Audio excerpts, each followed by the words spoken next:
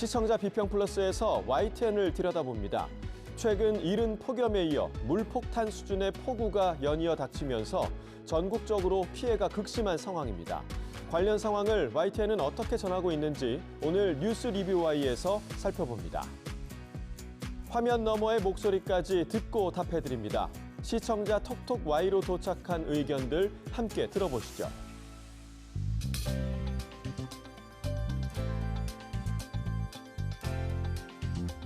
시청자 여러분 안녕하십니까? 나경철입니다. 닷새간 쏟아진 기록적인 폭우로 전국 곳곳에 큰 피해가 발생했습니다. 안타까운 인명피해에 깊은 애도를 전하며 아직도 임시주거시설에서 복구를 기다리는 분들이 하루빨리 일상으로 돌아가길 바랍니다. 기후재난으로 더 큰 피해가 발생하지 않도록 신속하고 또 안전한 복구 작업이 이루어지기를 바랍니다. 자, 그럼 이번 주 시청자 비평 플러스 뉴스 리뷰 Y로 시작합니다.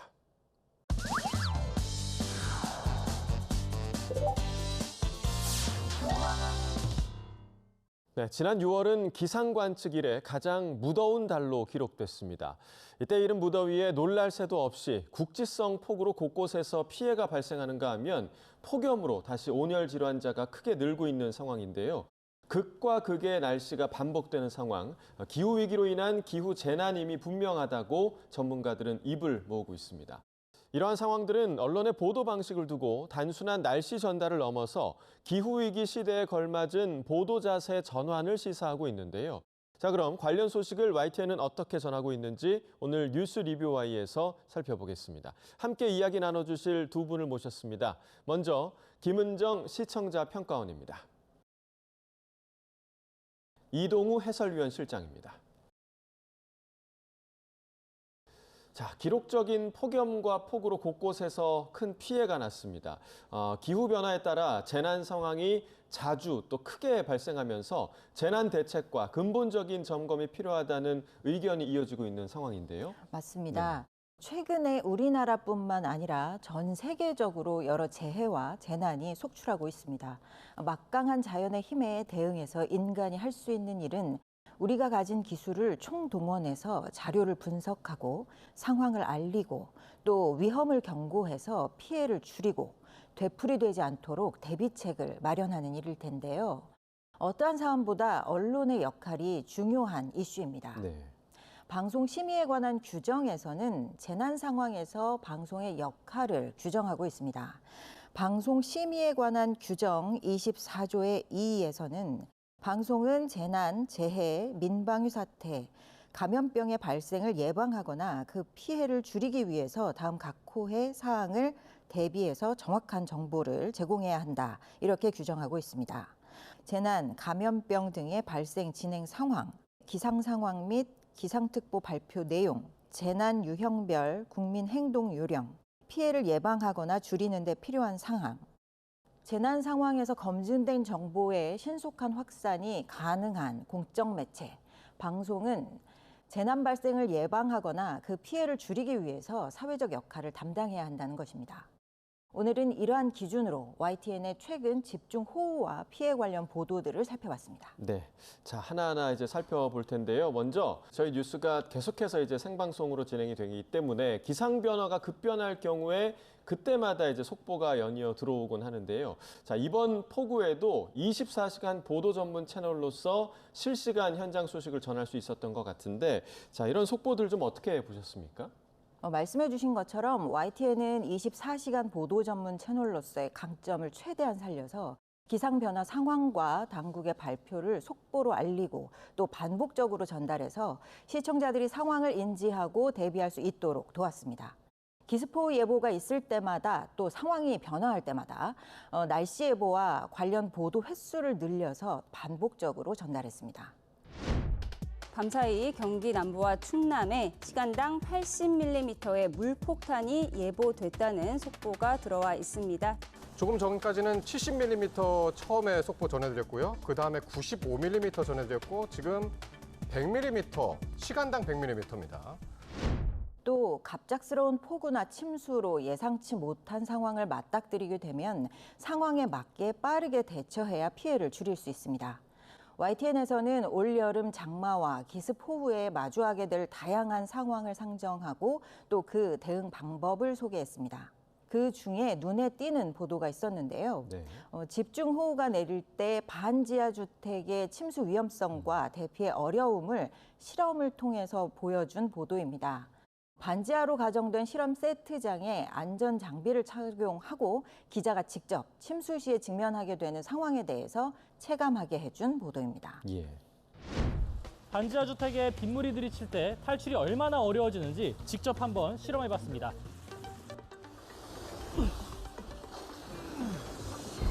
누가 맞고 선 것 같습니다.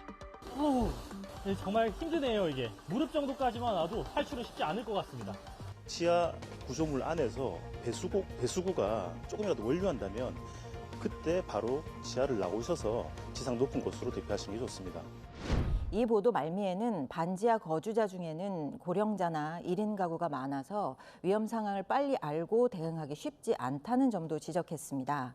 주거 환경을 개선하는 도시 정비가 신속하게 필요한 점도 짚어주었습니다. 위급 상황 발생 시의 행동 요령에 대해서 전달하면서도 제도 개선도 촉구하는 현장감 있는 보도였습니다.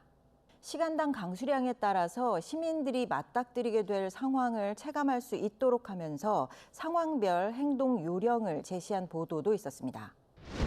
문제는 시간당 30mm 안팎이 될 때부터입니다. 우산이나 우비가 있어도 비에 젖고 운전할 때도 시야 확보가 어렵습니다. 시간당 50mm를 넘는 비는 극한호우라고 부르는데 내렸다 하면 바로 피해가 발생할 수 있는 이른바 물폭탄입니다. 시간당 30mm 안팎이 될 때부터 우산이나 우비가 있어도 비에 젖는데요.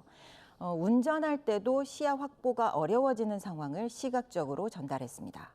아무래도 이제 제시해 주신 그런 보도들이 24시간 보도 전문 채널의 강점이라고 할 수 있겠는데요. 실시간 상황을 전한 속보와 함께 또 연구소 체험을 통한 대응 방법 소개 보도를 긍정적으로 살펴주셨는데, 자, 취재 기자가 직접 현장에 나가서 시민들이 처한 피해 상황을 살피기도 했는데요. 그러한 보도도 살펴보셨을까요? 예, 그렇습니다. 취재 기자가 현장에 나가서 피해 상황과 복구 상황을 알리는 보도들도 인상적으로 보았는데요. 예. 제 뒤로 보이는 곳은 새벽 시간 많은 비가 내리면서 물에 잠긴 지하 주차장입니다. 이 주차장 안에는 차가 몇 대 있는지조차 아직 확인되지 않고 있는데요. 지금 제가 나와 있는 이곳 광주 공구의 거리인데요. 공구 점포만 200곳이 넘게 밀집되어 있는 이 장소이긴 합니다. 이렇게 지하실에 물이 가득 차 있는 모습을 확인할 수 있습니다. 290.8mm의 많은 비가 내렸는데요. 그래서 곳곳에서 피해가 속출했습니다. 제가 나와 있는 이곳 산청 딸기 농장이 침수가 된 건데요. 이 하우스 내부에 가득한 것들이 모두 딸기 모종입니다. 그런데 이 흙탕물을 다 뒤집어 써서 쓸 수가 없게 된 지경입니다. YTN 취재 기자들은 이번 장마와 집중호우로 침수 피해를 입은 지역 곳곳에 나가서 현지 상황을 담고 피해 시민의 목소리도 전했습니다. 비를 맞고 현장 변화 상황을 살피면서 며칠 동안 실시간으로 현장 리포트를 진행한 기자도 있었습니다. 태풍이나 홍수는 해마다 반복되는 자연재해인데요. 장마철이나 태풍이 예고되면 YTN에서는 특별히 재난 준비팀을 따로 꾸리고 또 대비하시는지 궁금합니다. 예, 현재 YTN 보도국 내 재난 준비팀이라는 이름을 따로 꾸려서 준비하고 있지는 않고 있는데요. 하지만 이제 기상특보나 재난 상황이 생길 때는 보도국장이 컨트롤 타워가 돼가지고요. 과학비상부와 사회부, 정보부, 편집부 등이 긴밀하고 유기적으로 방송 계획을 짜고 또 보도를 이어가고 있는 그런 상황입니다. 기후 재난이 갈수록 악화하고 있는 상황인 만큼 YTN 또한 기상 재난 보도의 비중을 더욱 확대할 필요성이 있다고 보고 있는데요. 관련 보도를 적극적으로 늘리고 인력과 장비도 확충해 나갈 계획을 마련하고 있습니다. 또한 현재 과학기상부를 확대 개편해서 기후환경 미디어 센터 등으로 컨트롤 타워를 구성하는 방안도 중장기적으로 논의하고 있는 상황입니다. 더욱더 전문적인 보도를 이어갈 수 있는 상황인데요. 자, 이러한 재난 피해 상황 예고 없이 발생하고요. 실시간으로 변화합니다. 기자가 이런 상황들을 전부 영상으로 담아서 보도하는 건 현실적으로는 굉장히 좀 어려운 일인데요. 이러한 방송 시스템 환경에서 큰 도움을 주는 것이 바로 시청자들의 제보입니다. 이번 폭우 상황도 시청자 제보가 보도 제작에 아주 큰 힘이 됐는데, 자, 관련 보도는 좀 어떻게 보셨습니까? 예, 방금 말씀해 주신 것처럼 시청자 제보 영상들이 현지 재난 상황을 정확하게 알리는데 큰 도움을 주었습니다. 여러 보도에서 시청자 제보 영상이 방송되었는데요. 기자가 제보 영상을 모아서 정리한 보도들이 있어서 특별히 눈에 띄었습니다. 마치 계곡처럼 빗물이 콸콸 흘러내립니다. 쏟아진 비 때문에 우수관에서도 물이 분수처럼 솟아오릅니다. 충남 서산 상황 보시겠습니다. 아침 8시쯤 모습인데 도로가 흙탕물로 뒤덮인 가운데 버스 한 대가 힘겹게 지나갑니다. 육중한 화물차 한 대가 급류에 휩쓸려 떠내려갑니다. 불살이 얼마나 거센지 이내 화물차 앞부분이 부서지기까지 합니다. 이러한 시청자 제보는 여러 의미와 가치를 지닙니다. 무엇보다 피해 상황을 실시간으로 담았다는 점, 그 자체가 사실 기록으로서 또 증거로서 또 정책 수립, 보완을 위한 참고 자료로서 다양하게 활용될 수 있는 아주 귀한 자료입니다. 다만 재난 현장에서 기록보다 제보자의 안전이 우선되어야 합니다. 실제 제보 영상을 보면서도 안전을 우려하게 되는 부분들이 좀 있었습니다. 보도 자막에서도 QR코드를 통해서 방송을 보는 시청자가 실시간으로 제보할 수 있도록 하고 있죠. 시청자 제보를 받는 웹페이지나 SNS 채널에 재난이나 사건, 사고, 또 제보 영상 촬영 시에 안전 확보에 관해서 충분히 안내해 주시길 부탁드립니다. 네, 저희도 이제 이 시청자 제보 영상을 보도하는 과정에서 계속해서 안전을 강조하는 그런 멘트를 내보내고 있는데요. 안전이 최우선이라는 점 좀 기억해야 됐고요. 또 반복되는 재난을 앞두고 정책 보완이 이루어졌는지 미리 좀 점검을 하는 보도도 필요할 것 같습니다.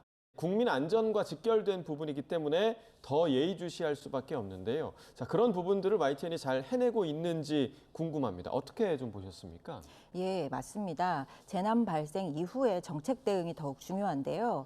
이번 장마철 관련 보도들을 살펴보면서 YTN 보도에서 정책 보완 상황을 점검하고 또 지난 참사 이후 변화 상황을 짚어보는 보도가 좀 더 눈에 띄었으면 하는 아쉬움이 있었습니다.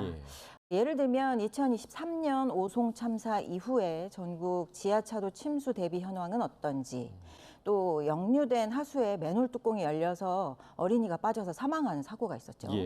그 이후에 시도 지자체의 맨홀 관리는 어떻게 되고 있는지 짚었으면 어떨까 하는 생각이 들었고요. 또 서울 지역 반지하 침수 사망 사고, 그 이후에는 서울시가 어떤 대비를 하고 있는지 점검하는 보도가 있었으면 하는 아쉬움이 남았습니다. 언론이 관심을 갖고 조명해야 정부도 지자체도 정치권도 움직인다는 사실, 시민들도 언론도 경험적으로 모두 알고 있습니다. 자연재해 보도에서 한 발 빠른 정책 점검, 탐사 보도까지 보도 전문 채널 YTN 시청자로서 좀 더 보완해 주시길 부탁드립니다. 네. 자, 기후재난이 이처럼 좀 반복되는 상황에서 대비책을 점검하는 보도가 부족한 부분, 이 부분에 대해서 좀 아쉽다는 의견을 주셨는데 언론의 감시 역할을 지금 강조를 해주셨습니다. YTN이 좀 잘 해내고 있다고 보십니까, 실장님? 부족한 부분이 일부는 있었습니다만 전반적으로 YTN은 감시 역할을 상당히 충실하게 이행하고 있다, 이렇게 자부하고 있습니다. 알다시피 이제 폭염은 단순한 이제 더위 문제가 아니고요. 기후 재난의 한 모습이다, 이렇게 판단하고 있거든요. 갈수록 그 악화하는 기후 재난은 모든 국민이 체감하고 있죠. 미래 세대의 생존이 걸리는 문제다, 이렇게 판단을 하고 있습니다. 하지만 한편으로는 많은 사람이 당장 시급한 일은 아니다라는 그런 절실함이 좀 부족하기도 하고요. 정부 또한 정책을 펼치면서도 당장의 성과가 나오는 일은 아니다 보니까 보여주기식 그런 정책이 되기도 하는 부분이 있습니다. 이런 부분에 대한 심각한 우려가 필요하고요. 여기에 언론 본연의 역할이 중요하다, 이렇게 판단을 하고 있습니다. 우리를 둘러싼 모든 환경과 인간은 별개가 절대로 아니고 작은 실천이라도 반드시 바뀔 수 있다는 인식이 정부뿐만 아니라 한 사람 한 사람에게 깊이 심어져야 미래를 지킬 수 있다는 것을 언론에서 계속해서 깊이 있게 다뤄야 한다고 이렇게 판단을 하고 있습니다. YTN은 재난 주간 방송사는 비록 아니지만 재난 보도 책임이 있는 24시간 보도 채널입니다. 예. 그 책임에 걸맞게 아니 그 이상으로 기후 재난에 대한 보도를 더욱 적극적으로 그리고 민감하게 다뤄가도록 앞으로도 더욱 노력하도록 하겠습니다. 예, 자 우리가 요즘 날씨를 중간이 없다 이렇게 표현하기도 하는데요. 말 그대로 극과 극의 날씨가 이제 우리 일상이 됐다고 얘기들을 합니다. 세계적인 이상기후 또 기후변화의 맥락에서 폭넓게 해설하고 또 대응 방법까지 꾸준히 고지하는 그런 보도의 태도가 필요한 시점이라고 할 수 있겠죠? 그렇습니다. 서두에 언급한 재난 보도에 대한 언론의 역할에 입각해서 이번 폭우 피해와 관련된 YTN의 최근 보도들을 살펴보면서 두 가지 정도로 그 결과를 정리할 수 있었는데요. 예.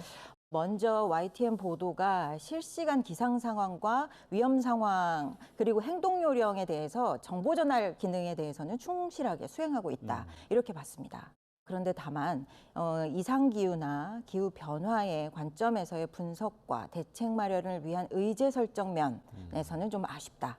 큰 틀에서 이렇게 요약할 수 있겠습니다. 기후변화와 기후위기에 관련해서 이 심각성에 대해서는 어느 정도 공감대가 형성되어 있다고 봅니다. 이제 날씨로 인한 재난 상황에 대한 미시적 취재와 사안별 대응책 촉구에서 한 발 더 나아가서 거시적인 관점에서 기후변화 문제와 연결이 필요한 시점으로 보입니다.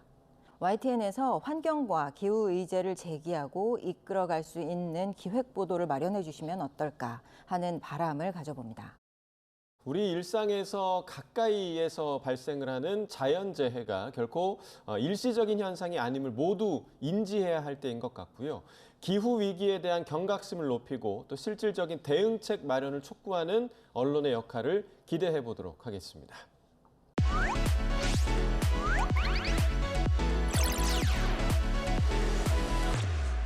자, 시청자의 알 권리와 보도 가치의 향상을 위해 노력한 방송을 꼽아보는 디딤돌 뉴스 시간입니다. 자, 평가원님, 이번 주에 주목할 만한 보도, 어떤 보도가 좀 있었을까요? 이번 주 디딤돌 뉴스로 오산시 옹벽 사고 소식을 전한 YTN 단독 보도를 꼽았는데요. 예.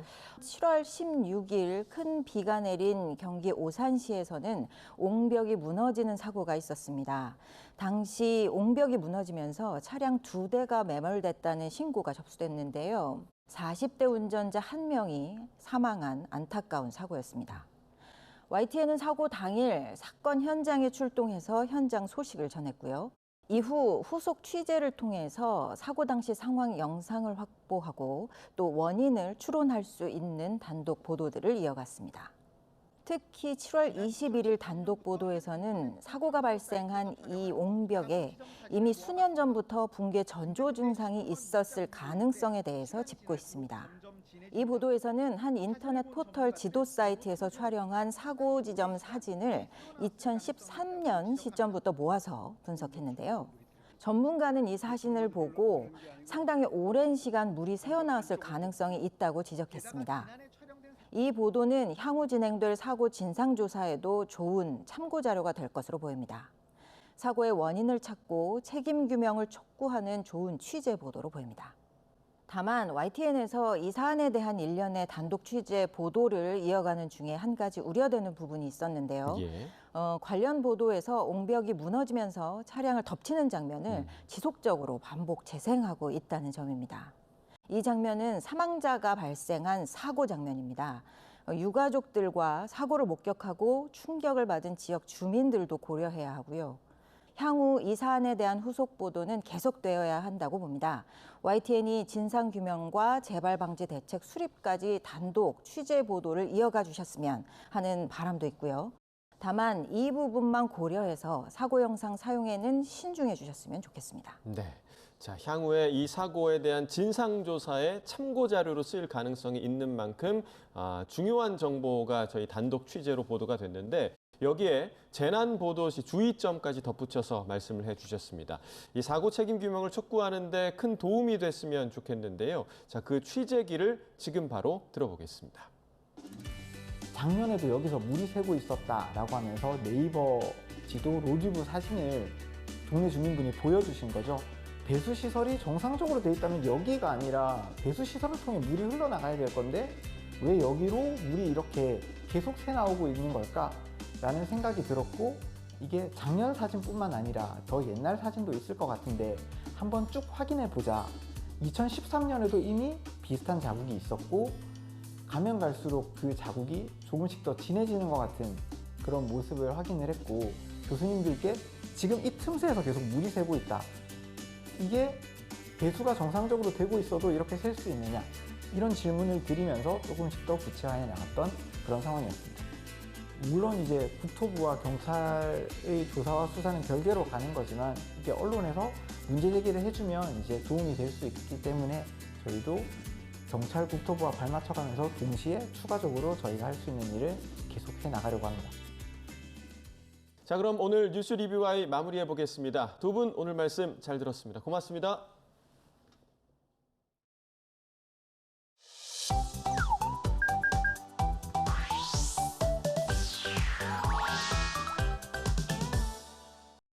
YTN을 향한 시청자 의견이라면 모두 귀 기울여 듣고 답하는 시청자 톡톡 Y 시간입니다. 오늘 주목한 시청자 의견을 AI 앵커 Y고가 소개해드립니다. 지금 바로 만나보시죠. 안녕하세요. AI 앵커 Y고입니다. 오늘의 첫 번째 주제는 해파리 출몰에 대한 시청자 의견을 들어봤습니다. 자세한 내용 지금 바로 보시죠.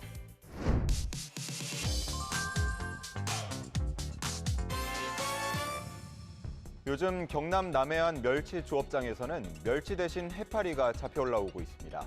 계속해서 출몰하는 해파리가 어민들의 조업을 방해하자 조사를 진행하고 대책을 강구하는 소식을 담은 보도가 있었습니다. 상황이 심각해지자 국립수산과학원 연구진은 보름달물 해파리를 살펴보기 위해 현장 조사를 벌였습니다.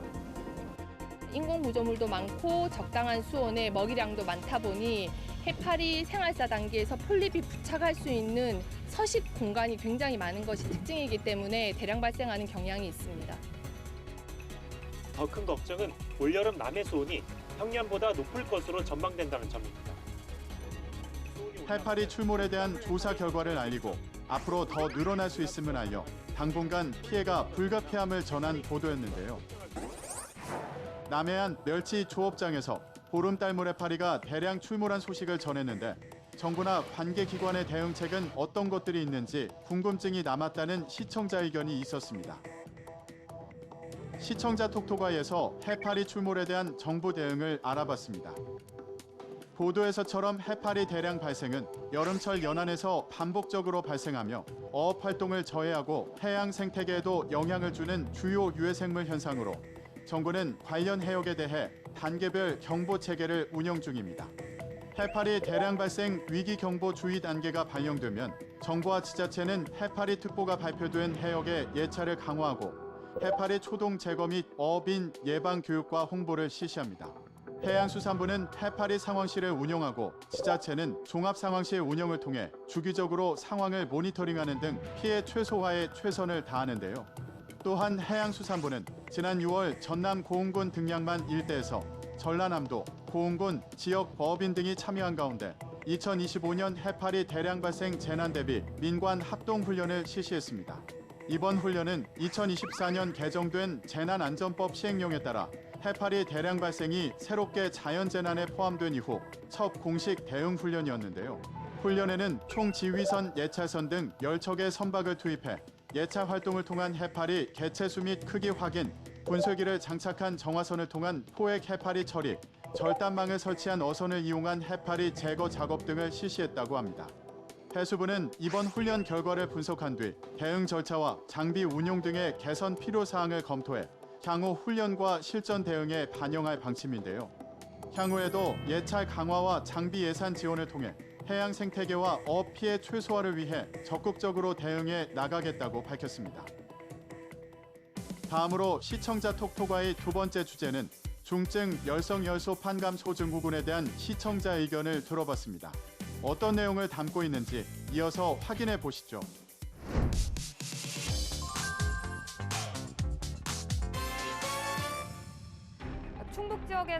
충북에서 중증 열성혈소판 감소증후군 환자가 발생해 이를 치료하던 의료진들이 2차 감염됐다는 소식을 전한 보도가 있었습니다. 질병관리청은 지난 11일 충북 청주 상급종합병원 중환자실에서 숨진 중증열성 혈소판 감소 증후군 환자를 치료했던 의사와 간호사 등 의료진 7명이 발열과 근육통 등 증상을 보여서 검사한 결과 감염 사실이 확인됐다고 밝혔습니다. 이들은 중환자실 안에서 기관 내 삽관, 인공호흡기 적용, 심폐소생술 등 장시간 처치를 하는 과정에 환자의 혈액과 체액에 노출된 거로 조사됐습니다.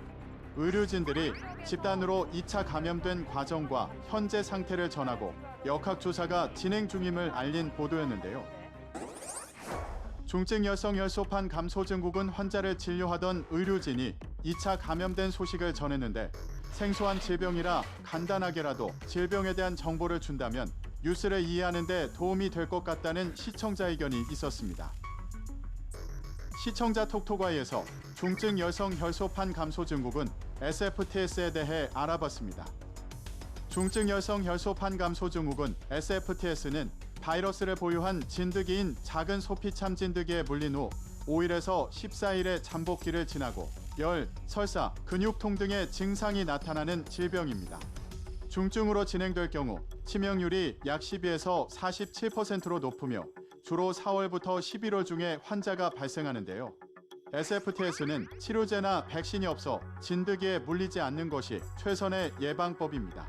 올해 SFTS 첫 환자는 호남권에서 4월 보고된 이후 7월 1일 기준 14명의 환자가 보고됐고 5월 이후 환자 발생이 크게 증가하면서 전년 동기간에 비해 발생 규모가 증가했는데요.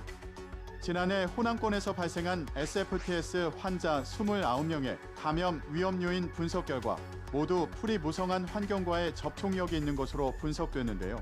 호남권은 농업 활동의 규모가 크고 수풀과 산림에 인접한 거주 환경, 고령 인구의 비중이 높아 SFTS 등 진드기, 매개 감염병의 발생 위험이 높은 지역이므로 야외 활동 시에는 예방 수칙을 준수해야 합니다. 예방 수칙을 자세히 살펴보면 진드기 노출 방지를 위해 키높, 모자, 양말 착용 및 기피제 사용하기, 진드기가 붙어있을 수 있는 야생동물과 접촉하지 않기, 야외 활동 후에는 입었던 옷을 세탁하고 목욕하기, 농작업 및 야외 활동 후 2주 이내 발열, 오한, 설사, 근육통 등 증상 발생 시 즉시 의료기관 방문하기 등이 있습니다.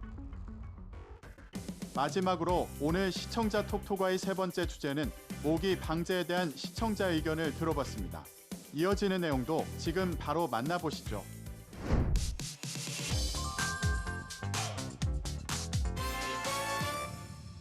여름철 더위가 기승을 부리면서 모기 소리에 잠을 설치는 밤이 늘고 있습니다. 모기를 퇴치하기 위해 해외 각국에서 다양한 방법을 동원하고 있는 상황을 알린 리포트가 있었습니다. 과학기술까지 동원되고 있습니다. 필리핀의 이 마을은 댕기열 환자가 늘자 모기를 잡아오는 사람에게 포상금을 주기도 합니다. 유전자 편집 기술을 이용해 아예 말라리아에 걸리지 않는 모기를 만들어내는 작업도 한창입니다. 이렇게 실험실에서 태어난 모기를 야생에 풀어서 다음 세대에도 말라리아 저항성이 이어지게 하는 게 목표입니다. 모기 방제 대책으로 포상금, 인공지능 등 다양한 방법을 시도하고 있다는 흥미로운 소식을 전한 보도였는데요. 여름철 모기 확산에 대응하기 위해 최신 과학기술의 활용과 포상금 지급 제도 등을 소개한 보도였는데 우리나라 모기 방제 현황은 어떤지 궁금했다는 시청자 의견이 있었습니다. 자세한 내용을 보충하기 위해 시청자 톡톡아이에서 우리나라 모기 방제 대책에 대해 알아봅니다. 화성특례시는 지난 3일 드론을 활용한 모기 유충구제 시연회에서 드론 방제 효과를 확인했다고 합니다. 화성시 동탄보건소는 드론 방제 외에도 질병관리청의 근거중심 매개체 방제 사업 시범주로서 성충모기 방제 및 유충구제에 힘을 쏟고 있는데요.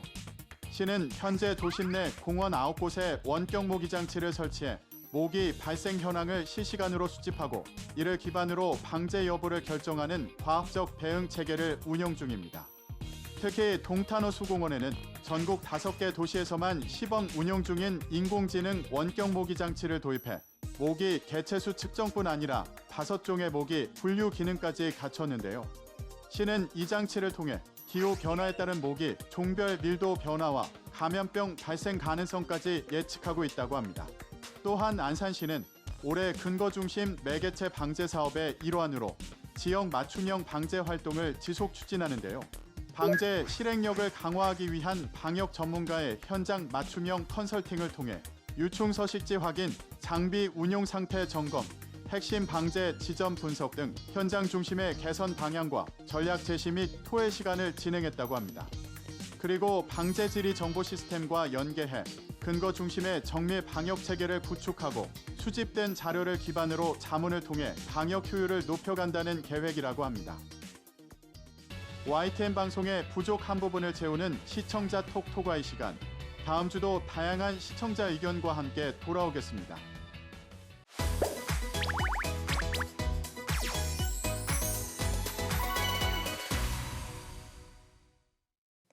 안녕하세요. YTN DMB 시청자 평가원 김나영입니다. 우리가 매일 사용하는 스마트폰과 통신 서비스, 그 안에는 수많은 개인정보가 저장되어 있습니다.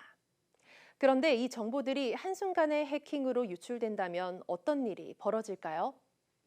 최근 발생한 대규모 개인정보 유출 사건은 단순한 실수가 아닌 우리 사회 전체가 직면한 심각한 보안 위협이었습니다.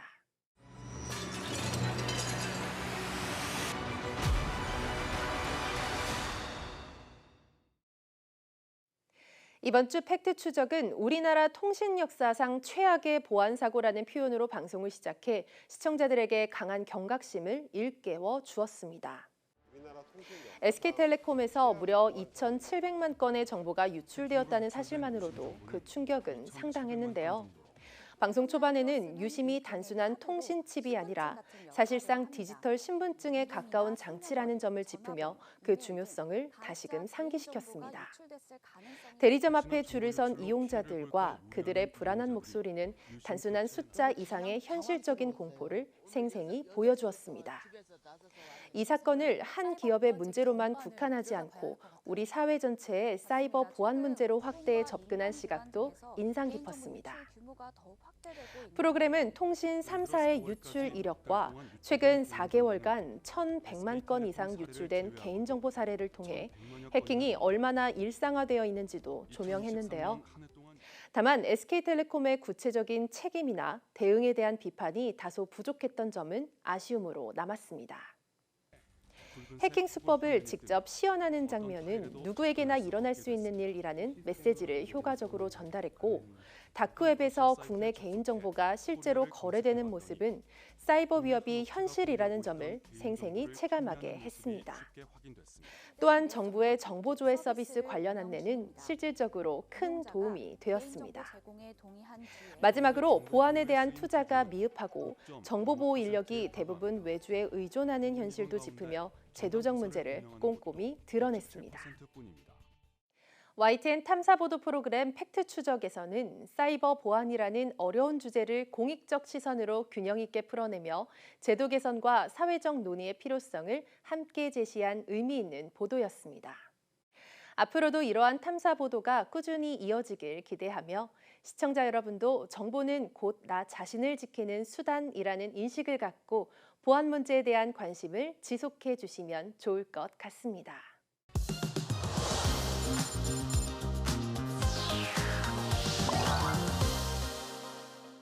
시청자 목소리로 YTN을 되돌아봅니다. 방송에 대한 여러 의견들 SNS와 홈페이지를 통해 남겨주시고요. 시청자 비평 플러스는 다음 주 더 새로운 의견으로 돌아오겠습니다. 시청해주신 여러분 고맙습니다.